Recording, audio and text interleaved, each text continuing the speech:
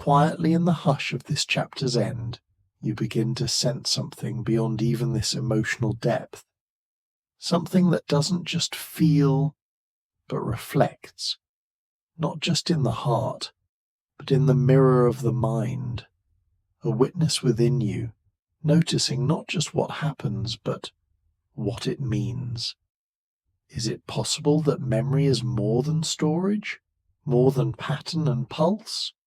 Perhaps the next step in this journey is not about remembering alone, but about knowing that you remember. You don't realize it at first, how alive memory really is. How each recollection is not a return to something static, but a dance. Delicate, shifting, and full of new steps each time you revisit it. You think of memories as photographs sometimes, sealed and preserved, but your mind does not work like a camera. It works like a painter who returns to the same canvas again and again, adding shade, smudging light, reworking the lines until the picture evolves, not into something false, but something layered. Tonight you explore this gentle truth, that each act of remembering changes the memory itself. It begins in the soft light of recollection. You think back to a childhood day, a park, a tree, a voice calling your name. But as your mind touches this scene, you're not opening a drawer and pulling out a file. You're rebuilding. Your hippocampus, that seahorse-shaped keeper of time, sparks with activity. Neurons fire, synapses stretch. The old moment rises not from dust, but from electricity. And in doing so, it becomes something slightly new. This is reconsolidation, the brain's quiet reshaping of memory. Each retrieval of a memory reactivates the neural pattern, making it momentarily flexible, almost like softened wax. During this pliable window, the memory can be strengthened, adjusted, or even altered. And so, without knowing it, you become both archaeologist and sculptor. You dig up, but you also carve. The science lives in your cells. Glutamate whispers across synapses. Protein synthesis begins anew. Neurons adjust their sensitivity to signals, a process called synaptic plasticity. These words sound clinical in textbooks, but inside your resting head, they are poetry. Your memories are poems with evolving stanzas. They rewrite themselves not to deceive, but to remain alive, adaptable, tethered to who you are now. You think of your first heartbreak. How you remember it now feels softer than it did then. Not because the event has changed, but because you have. Your brain has brushed that memory again and again, sometimes when you meant to, sometimes when you didn't. A smell, a melody, a sentence in a book, and each time the moment returns wearing slightly different colors. Emotions play their part too. Remember from before, what the heart feels, the brain tends to keep. But even the emotions can shift. A fear remembered with safety becomes wisdom. A loss revisited with time becomes gratitude. Your amygdala, that small sentinel of emotion, talks to your hippocampus in a language only they fully understand. Together they shade your memories in the hues of the present moment. It's why memory isn't reliable in the way you sometimes wish it were. Two people can recall the same afternoon and describe it in completely different ways. One might remember the laughter, the other the silence. One might feel joy, the other tension. Both are telling the truth as their minds perceive it, as their neural landscapes paint it. This is not failure, it is flexibility. It is the nature of memory in motion. Even the act of storytelling reshapes memory. When you recount a moment to a friend, choosing which details to share, which to leave out, which tone to use, your brain adapts the memory to fit the narrative. And the next time you remember that moment, It might be the story version that comes back rather than the original experience. The tale has become the truth. And yet, isn't that what makes memory human? The blend of accuracy and emotion, the interplay between fact and feeling. You remember not just what happened, but how it mattered. That significance is stamped into the memory trace like a watermark, invisible, but always present. Tonight, as you rest, your memories are not quieted. They flow. Even in sleep, your brain replays fragments, a face, a phrase, a flicker of light. These fragments are not static. They shimmer with change. They move like shadows across water. Sleep allows them to settle deeper or be softened further. Your mind, even in dreams, is editing, curating, refining. Think of a well-worn path in a forest. Each time you walk it, the way becomes clearer. But the ground also shifts. Leaves fall, roots grow, weather changes the soil. So too with memory. Recall strengthens some connections and weakens others. The path remains, but it is never exactly the same. You're always walking it slightly differently. This plasticity is your strength. It lets you adapt. If memories were rigid, you could never grow beyond your pain, never revise your understanding, never shift perspective. You would be stuck in the first draft of your life. But the mind is merciful. It lets you rewrite. And yet, there is gentleness in this. You are not constantly revising like a critic, but more like a gardener, trimming here, encouraging growth there. Some memories are preserved like heirloom seeds, others fade like summer petals. Both have their purpose. Not everything must be remembered in its original form to have meaning.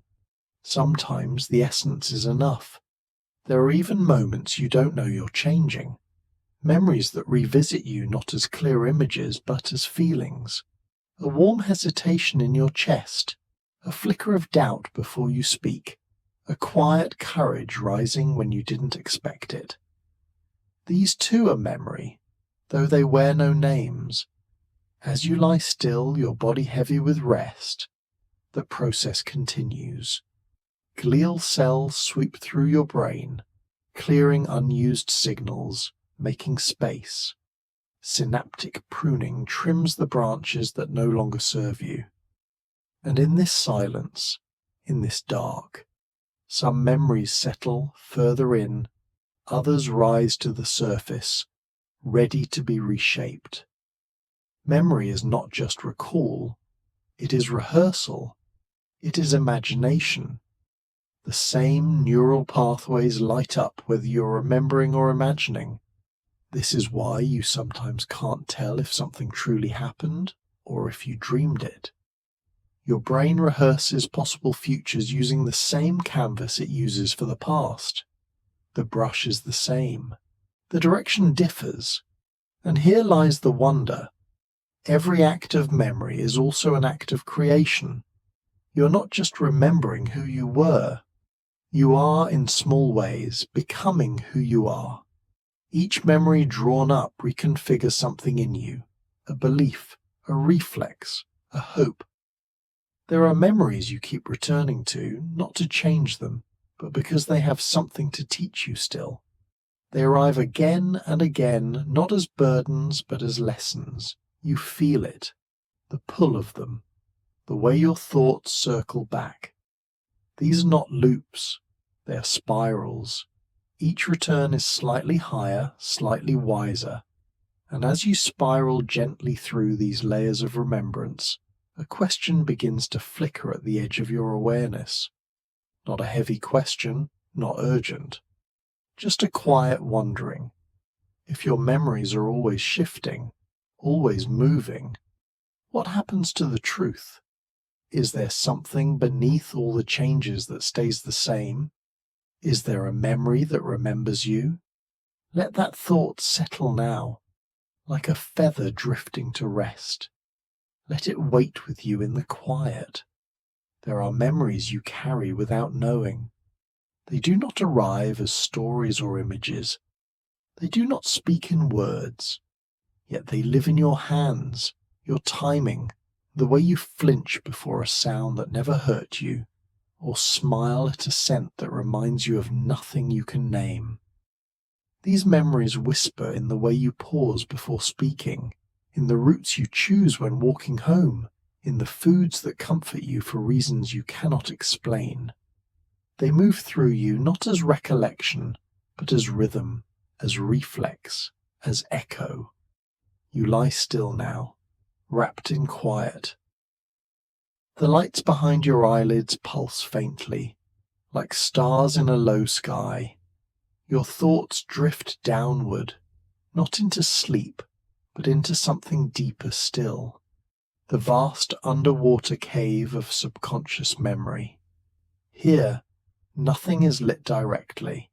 There are no clear windows or names, no labelled shelves to organize what is known, but there is movement, gentle currents of feeling, sensation, intuition, and within those currents, memory stripped of detail but not of influence. Science calls it implicit memory, but you feel it as something older, something more elemental, the memory of how to walk, how to speak your first language, the memory of how a loved one made you feel safe long before you understood why. These are not facts you can summon. They are instincts that guide you. They are the tuning forks of your decisions, the silent music of your moods. You float through the basal ganglia now, that quiet keeper of routine and motion. It is here that your learned habits live, deeply ingrained, rehearsed, until they slip beneath awareness. Every time you tie your shoelaces without thinking, or reach for the light switch in a new room as if you've always known it was there, this part of your brain is whispering to you, reminding you not with words but with patterns. And just beside it, deeper still, the cerebellum plays its steady rhythm. Once thought only to balance your movements, it is now known to shape the tempo of your mind as well. Thoughts move to its beat. Memories ripple through its circuits. When you ride a bicycle years after forgetting how, this is where the memory waited. Not forgotten, not remembered. Simply alive. You drift now through memories that never had names. A childhood face you only saw once, now buried but still woven into how you judge a stranger's kindness. A song your parent hummed when they were distracted, whose melody lingers in your choices of lullabies. A fear you picked up not through danger, but through someone else's flinch. These are the echoes you don't know you remember. They live in the amygdala too, that ancient guardian of the emotion. It blinks like a lighthouse in the fog of thought, sending out signals not to explain, but to protect. When your pulse quickens in a quiet room or your breath slows near the ocean, it is your amygdala recalling things you forgot you ever knew. A smell, a tone, a shape, a silence. All these can awaken what you did not mean to keep. And here, in this slow night of stillness, you begin to realize memory does not only rise through deliberate recall, it seeps upward through sensation. It speaks in color and shadow, in the hush between two notes, in the warmth of being held. You pass through the insular cortex now, where inner states are mapped. Hunger, thirst, the shape of a sigh, and with them emotional echoes.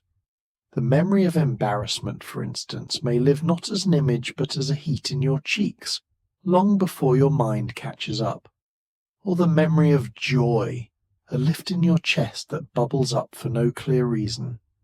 Not every echo is sharp. Some are as soft as breath. Is it strange to think that you are shaped not just by what you remember, but by what you never meant to remember, that your choices are haunted gently by moments that slipped in sideways. You remember the first time you trusted someone without knowing why, or the time you hesitated, though the path ahead was clear. You called it instinct, but maybe it was echo, maybe it was memory, wearing the soft cloak of feeling. The hippocampus, too, joins this silent choir. While it builds the scaffolding of narrative memory, it also holds fragments that never make it into story. Like scaffolding left behind after the building is complete, these fragments remain, invisible but strong. They become part of how you perceive the world, how you judge time, how you recognize when something feels off. You drift past them now, the half-memories, the shadows, the glimmers, the things you never meant to keep but couldn't quite let go of. And in this gentle drift, you feel them hum around you, not as burdens, but as texture. Because what would you be without them? Not cleaner, not clearer, just emptier. These invisible layers of experience are what give your life its quiet depth. The feeling that something matters, even if you cannot say why. It is tempting to think of memory as something you can control. But now, here in this vast and hidden part of your mind, you see the truth. Much of memory is not about control. It is about conversation between your past and your present, between what you know and what your body remembers without asking.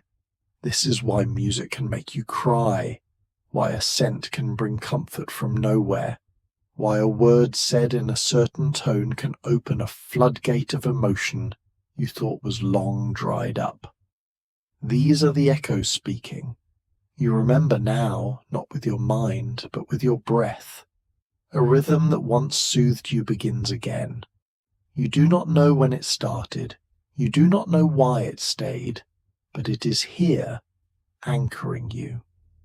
And maybe this is the heart of it. Memory is not only what you keep, it is what keeps you. The way you reach for reassurance, the way you tense at sharp sounds, the way your eyes find softness in a crowded room. These are not accidents. They are signatures of the life you have lived, even the parts you no longer see.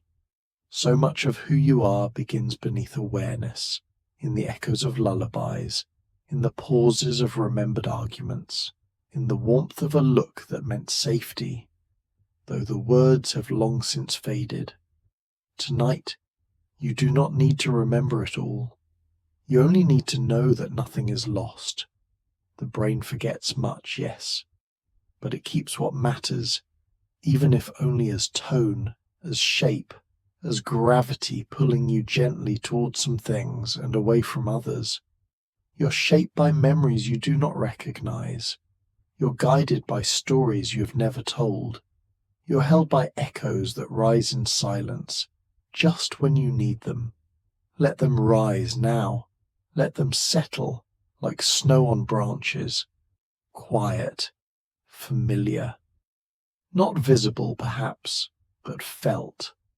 Felt in the way your breath slows. Felt in the way your thoughts turn softer. Felt in the way you know something matters, even if you cannot name it. And if you wonder where these echoes come from, where they hide, where they sleep when they are not awake, perhaps the next place to visit is not a part of the brain, but a place between people, a place where echoes become stories, and stories become memory shared. You do not begin alone. Before your breath, before your first thought, before the sound of your own name ever brushed the edges of your ears, there were others, generations, voices, laughter, wounds. You are not the first to feel wonder or fear or longing. You inherit these things not just through language, but through something deeper, more invisible. The quiet pulse of memory passed from hand to hand, story to story, cell to cell. Tonight, you rest inside that long continuity, and you begin to notice that not every memory you carry belongs solely to you. Some feel like borrowed clothing, familiar in form yet not quite tailored to your life, a dream that doesn't feel like yours, a scent that stirs emotion without a name, a fear you've never learned yet understand. These are the echoes of lives that came before, layered into, the folds of your being like old songs woven into new air.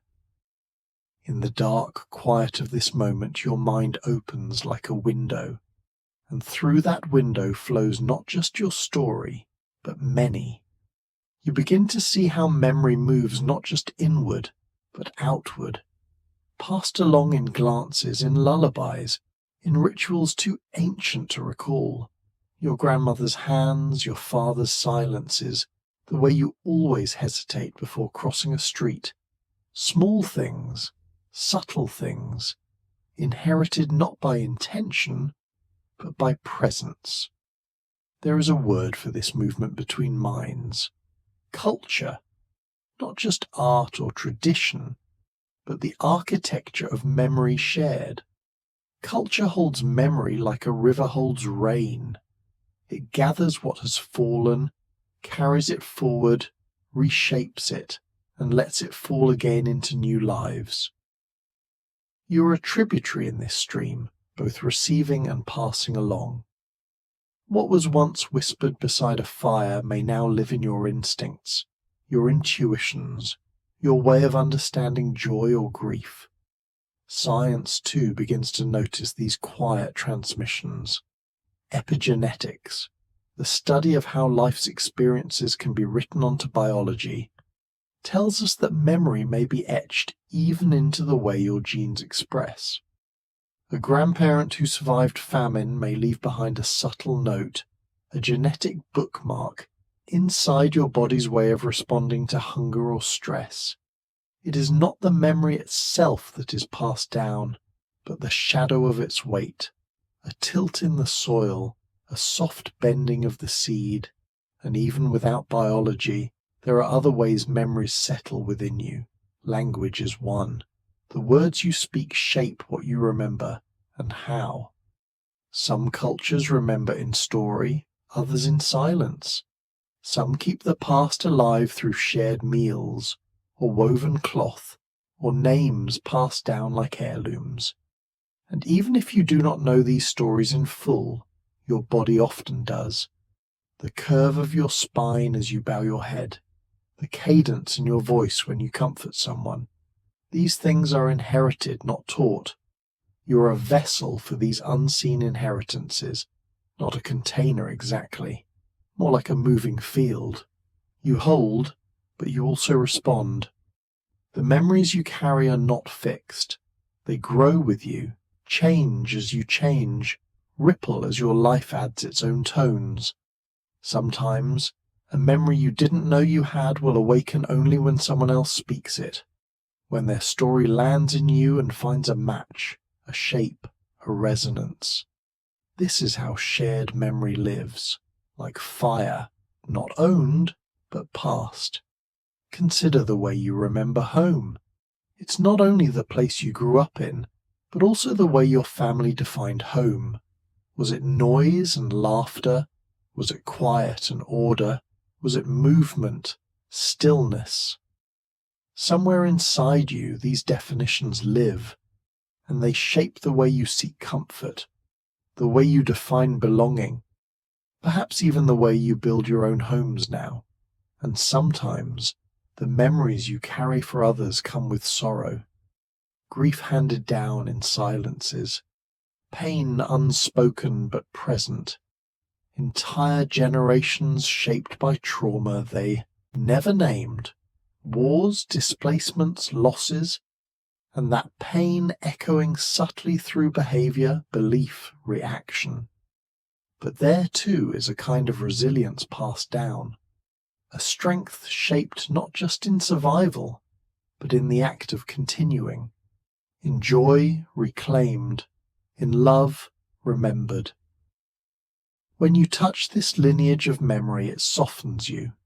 You begin to understand that your story is not isolated, that your thoughts, your hesitations, your preferences, your hopes are not entirely your own, and yet that doesn't diminish you, it deepens you. You're not less unique for being connected. You are more, because what you carry is not just the past, it is the possibility of new meaning. You may find yourself thinking now of stories your elders told or didn't tell, of photographs in drawers, of names you were given. You may feel the shape of their lives brushing the edges of yours, and maybe, too, you feel stories from people not related to you by blood but by experience, friends, teachers, strangers. Their memories have lived in you too, because memory doesn't only move along genes, it moves along attention, along love, along the willingness to listen. In this quiet, you begin to wonder how many lives are living inside your own, how many moments you carry that were never yours to begin with, but that feel true. And as you breathe in this wondering, you feel the humility and beauty of it, to be not alone, to be not only yourself. And here's the tender paradox. While you carry these memories, through DNA, through culture, through stories, you also shape them anew. You're not a passive recipient. You're an editor, a reteller, a weaver. You decide what you pass on, what you name, what you transform. In this way, your life becomes a thread in a tapestry, not merely repeating the past, but evolving it. You are, in a sense, the memory of someone else's dream, and perhaps someone after you will be the memory of yours. So rest now in this awareness, not as burden, but as blessing. Let the memories that are not yours hold you gently. Let them remind you that even when you feel alone, you're carried, not just in heart, but in history, not just in thought, but in the quiet shaping of your breath, your steps, your wonder. And as you lie here, in this moment, in this soft night, you might begin to sense that your memory too will one day be held by someone else, not remembered perfectly, not recorded completely, but felt, echoed, alive. You are part of a memory chain older than time, wider than self, and tonight it hums quietly within you. What does it mean then to carry a memory not only for yourself, but for the future? Sometimes to hold on too tightly is to close the hand before the bloom, and so tonight, as you lie with the hush of memory trailing behind you, the quiet hum of something new begins to stir, the tender strength of letting go. Not all memories are meant to be carried forever. Some soften with time, some recede, and some, like rain evaporating from stone, disappear not in violence but in grace. You begin here, in the still space between reflection and release. The mind, like the tide, is not always in the act of gathering. Sometimes it recedes. Sometimes it offers back to silence what once lived in colour. You may think of forgetting as failure, but your brain does not. It sees forgetting as an act of balance, of mercy, a pruning of the tangled branches so that something new might grow. And in this chapter of your night, you do not gather more. You begin to set down. It starts in the amygdala, where emotion lives like firelight, and the hippocampus, where the story is shelved. When an old memory is stirred by a scent, a voice, a flicker of a dream, it is not retrieved like a book from a drawer. It is rewritten. It is reconsolidated. Memory is not a fixed relic. It is an artist, redrawing what you felt before. With each recall, the edges blur and sharpen again, slightly different each time, sometimes kinder, sometimes heavier, sometimes finally light enough to lift away. You wander slowly now through the halls of past sorrow, a childhood wound, a long ago loss, a goodbye that once felt impossible to survive. They greet you not with the sharpness they once held, but with softened edges, not vanished, never erased, but rewritten in a language you can bear. This too is memory. This too is healing. The science calls it reconsolidation. A memory, once recalled, becomes temporarily fragile. It can be reshaped, reinterpreted, gently rewritten by new context. Just as clay softens with warmth, old pain becomes pliable again when touched by insight or by love. And in this way, memory is not only a mirror, it is a canvas. What once harmed can, over time, become something else. A lesson, a symbol, a story you tell from a safer shore. And so grief too can fade, not because it is unimportant, but because it is honoured. To forget is not to betray. It is to breathe again, to let memory release its grip so the hand may open to something else. You know this now. You feel it in the loosened ache of something you used to carry, not gone, but no longer sharp, no longer the whole of you. You recall a face that once haunted your dreams. Now it visits like a breeze. You remember a moment that used to sting. Now it flickers like candlelight, warming but not burning. This is not loss. This is the mind's art of letting go. In sleep, this letting go continues. The brain replays old circuits not to preserve them, but to refine them. Some are reinforced, others are trimmed away. Night after night your memories are sifted and stirred, their emotional tones softened by time. In REM sleep especially, you rehearse not just facts, but feelings. And in doing so, you learn how to feel differently about what once overwhelmed you. Even trauma, held in the body as well as the brain, can be reshaped. With safety, with repetition, with care, those memories lose their sting. The circuits change, the associations dim, and though the scar may remain, the pain does not always. You may not forget what happened, but you may forget how it hurt, or at least hurt differently. This is the gift of reconsolidation. You lie now within that gift. You remember something painful, not to relive it, but to feel how it has changed, how you have changed. The weight is different. The story is new. Perhaps even the meaning has shifted. What once broke you, built you. What once frightened you, taught you. What once overwhelmed you, passed, and in its place, something gentler took root.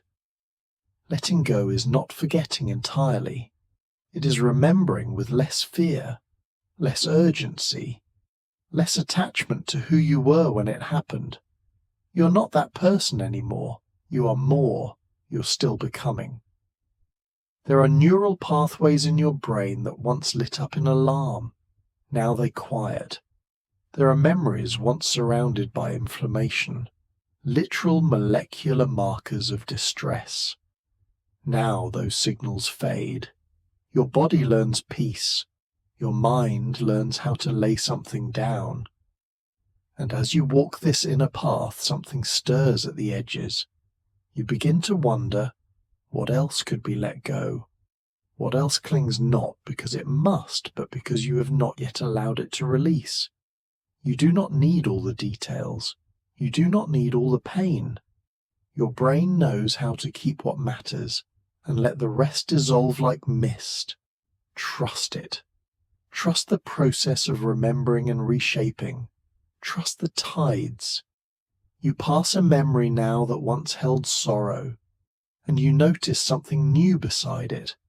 Laughter.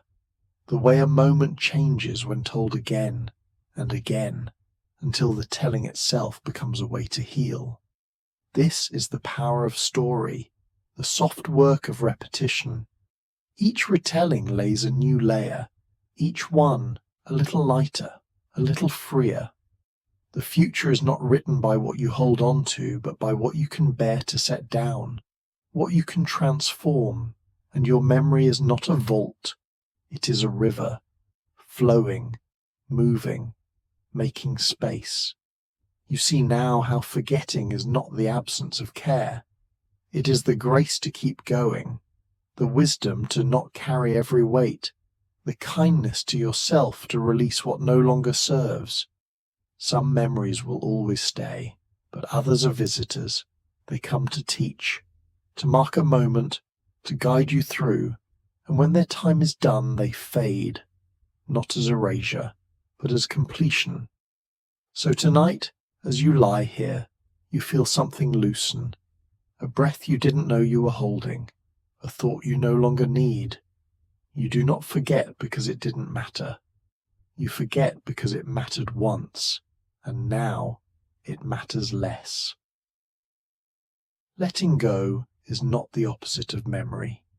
It is memory's most graceful act, a way of choosing what to keep by learning what to set down. And in that letting go, you make room for new memory, for new peace. You may think now of someone you once loved, or a version of yourself you have outgrown. You hold them in your mind just long enough to say, "Thank you," and then you release them, not to lose them, but to continue. And as you lie with that final image softened by time and warmth, you wonder, if some memories can be reshaped into peace, can some be reshaped into hope? Let that question rest with you now. Let it wait gently in the hush between chapters. A breeze stirs just outside the edge of your thoughts. Not loud, not insistent. Just a feeling, like a leaf turning in still air, or the way your skin knows rain is coming before it falls. You don't know where it comes from, but something begins to rise. It might be a scent that opens a door you didn't know was still there. Or maybe a tune, hummed by someone behind a closed window. You pause, you breathe, and the memory returns. Not all at once, not with clarity or precision, just the shape of it, the feeling beneath it, a glimpse of something you thought had long faded. But here it is, flickering back into presence as though it had only stepped into another room. This is the mind's quiet magic, retrieval, the gentle, astonishing ability to bring something back, to trace backward through the soft fog of time and find a thread that still connects you to something you thought was gone. And it begins, always, with a spark. You may not know what the trigger will be. Sometimes it's a cinnamon-sweet breeze that reminds you of a kitchen from childhood. Sometimes it's the sound of a voice, not exact but close, pulling something loose from deep inside you. Science calls these cues mnemonic triggers, but in your world they are moments of sudden warmth, of quiet recognition. The familiar rising out of the unfamiliar. Your hippocampus plays the role of keeper in this unfolding. Not the whole library, but the index card drawer. It tells your mind where to look. And when the right cue arrives, the hippocampus whispers to the cortex, there, right there, that pattern of neural light, that shape of emotion, reassemble it, and reassembled it becomes. But not as it once was. Memory, you now know, is not a photograph. It is a weaving, and every time you pull it out, you leave a new touch on its thread.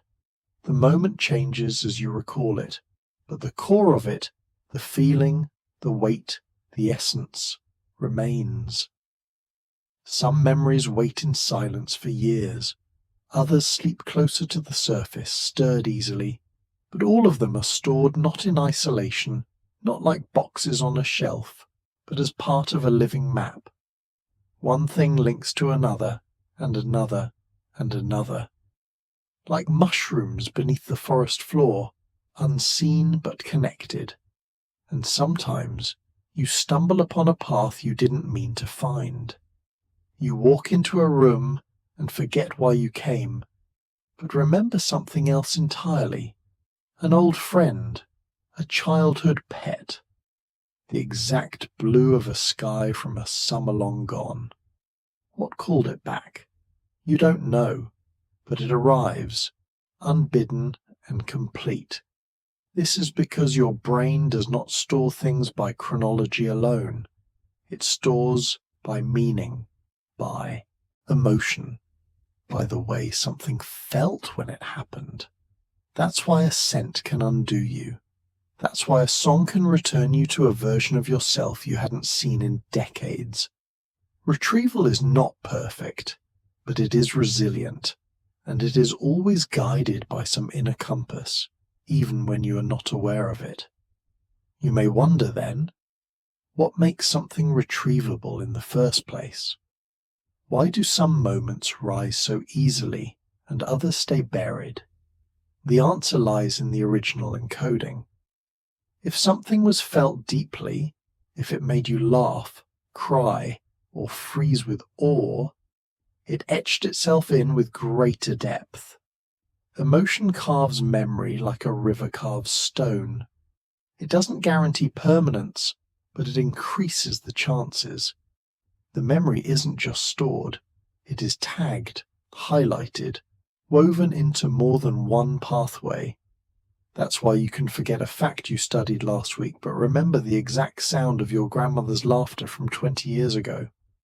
The mind remembers what matters to the heart. Even trauma, painful as it is, works this way. It stays vivid not because you want it to, but because the mind marked it as critical.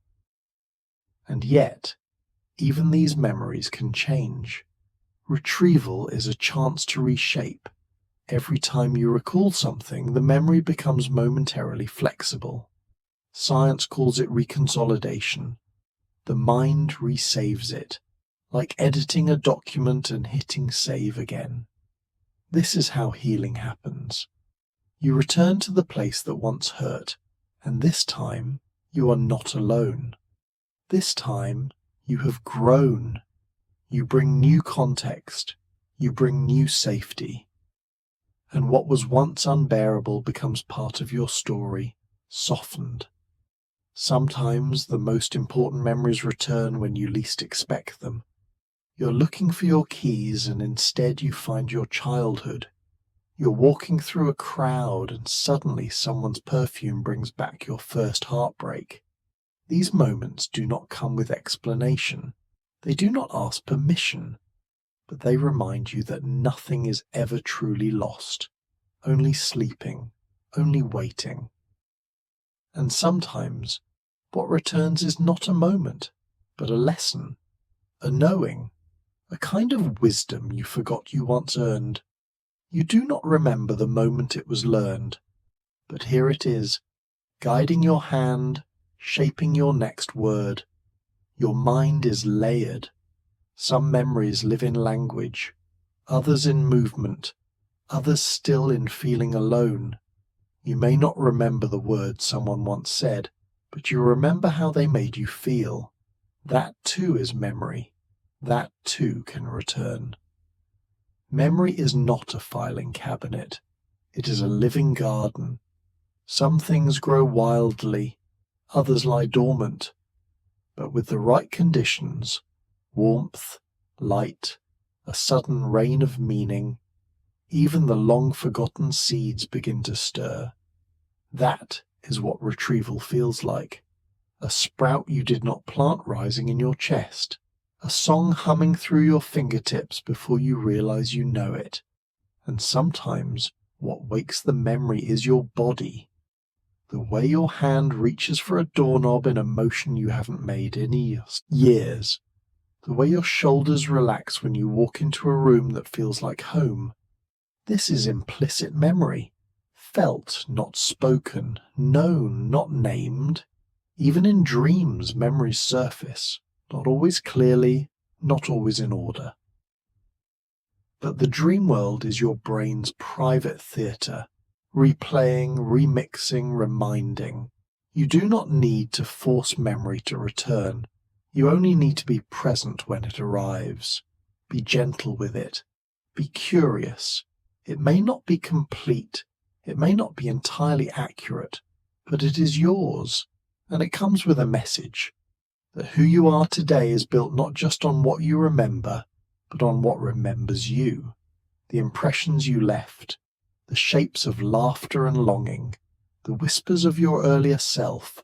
To retrieve is not only to go back, it is to become whole again, to bring a missing part into the light, and sometimes someone else holds the key, a shared memory, a story told at the right moment, a photograph that stirs more than what is seen. You're not the only keeper of your past. You are one node in a web of remembering. What you forget, another may recall, and in telling the story they return something to you. Memory is not linear, it moves like water, and what was lost may simply have taken a different path, found a different way back. So when you feel that sudden wave of recognition, let it carry you. Let it take you not just to the moment, but to the feeling, the lesson, the self you once were and still are. You are finding what was never truly lost. And perhaps now, a new wondering begins to unfold. If memories can rise again with such clarity, if they wait like seeds and sparks and songs in the silence, then where do they truly live? Not just in brain tissue, not just in networks of neurons, but perhaps in the rhythm of your breath, in the way your voice softens when you speak someone's name, in the hush that follows a memory found. Let that hush remain with you now, quiet as snowfall. Let it drift beside you into what comes next. You are the story that remembers, not because you recall every detail, not because you hold on tightly, but because you live, moment by moment, in a dance with what has been. What rises, what fades, what returns. Memory is not a shelf lined with unchanging books. It is water, always flowing, always shaping the banks it runs through. And you, quietly, are the riverbed. You are the movement, the curve, the pause between bends. You're not your memories, but you are where they come to rest. You lie still now, wrapped in night, the hush of sleep just beyond the edge of your thoughts. Somewhere in the dark a scent drifts by, lavender, or maybe rain on stone, and for a moment you're not sure whether the memory is yours or just part of the air. That is how it is now. Some memories live in you without asking for your attention. They do not knock, they do not speak loudly, but they guide your steps, shape your breath, turn your gaze. A face flickers in your mind, someone you knew once, or someone who shaped someone you love. You do not recall the name, but you remember the warmth. That too is memory. Not the kind you recite, but the kind you feel, like a chord echoing in a song you cannot sing, but somehow know. You wonder how many such chords hum within you, carried from your parents, their parents, all the stories told and untold. You're a vessel of echoes, some ancient, some made only yesterday. Science once searched for memory as a thing, a location, a vault, a neuron where experience was locked like a key in a drawer. But it turns out memory is not stored. It is woven, dynamic, electrical, chemical, alive. Every time you remember differently. You paint the memory again, even if you think you're only observing. And in that act of remembering, you become the artist, the brush, the canvas. What you recall is never fixed, and yet it is still yours. You have forgotten more than you will ever know, but you have also remembered in ways you do not understand, in gesture, in rhythm, in instinct. Memory is not merely held in the folds of your brain, but in the reach of your arms, the tilt of your smile, the quiet you fall into when you're safe. It is in how you walk into a room, how you leave it. It is in the softness with which you say goodbye. You think now of what you once feared you had lost, that moment of laughter with someone no longer here, that old phrase your grandmother used to say, that place in the forest where the light filtered down like golden mist. You thought it was gone, but then, without trying, it found you, not in full, not perfect, but enough to know it was never truly lost. Sometimes memory returns not because you search, but because you open. The brain, like a field after rain, softens, and from its soil, roots stir. You're not digging, you're receiving. A song plays, and suddenly you're dancing again, 10 years younger, barefoot in some kitchen filled with light. You didn't mean to remember, but you did. This, too, is science. The hippocampus, the amygdala, the networks of association that bind scent to sight, emotion to sound. You are a living constellation. No one part alone holds the memory. It is the pattern that matters, the dance, the river, and you are the one who notices the stars align, even if only for a moment. You rest now. But beneath your rest, your brain still moves. Gentle pulses, quiet reorganizations. In sleep, memories are sorted. Some are kept, some are softened. Some are allowed to fade, their sharpness dulled by time and healing. And others return to you as dreams, not factual, not linear, but rich, symbolic.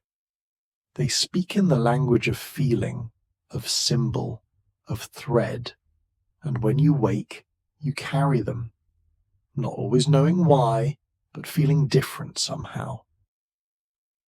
Realignment has occurred, not like a clock being wound, but like a stream finding a new path through the stones. That is the mind's quiet art. It does not erase. It reweaves. You remember now the ones who taught you how to remember, the ones who showed you what mattered, even if they never said it aloud. The way they looked at you when you were hurting, the way they smiled when you entered the room, those glances, those pauses, they imprinted upon you. And though they may never have known, they became part of your story, still flowing, still alive. So you carry them, and someone one day will carry you. Not in body, not in name, but in gesture, in kindness, in the way they pause to listen. You are the story that remembers, not just for yourself, but for the world that shaped you, and for the one that is still becoming. You are the lullaby sung across generations, the thread pulled gently through time. Memory is not a list. It is a rhythm, a breath, a firelight flicker on cave walls and the sound of your own voice whispering, I remember, even when you forget, even when the name slips, even when the picture fades, the feeling remains, the warmth, the knowing, the flowing. So now, as you lie at the close of this journey, in this final hush, this soft dark, this deep night, you are not empty, you are full. Full of songs you did not write but know, full of stories you did not live but hold, full of memories that do not end but transform. And so you rest, not because the story is over, but because it flows on without needing to be told, because it flows through you. because you are the story that remembers. Thank you for listening, dear dreamer. Stay tuned. More wonders wait just beyond the next star. Until then, good night. And don't forget to like, subscribe, and let your thoughts drift gently home.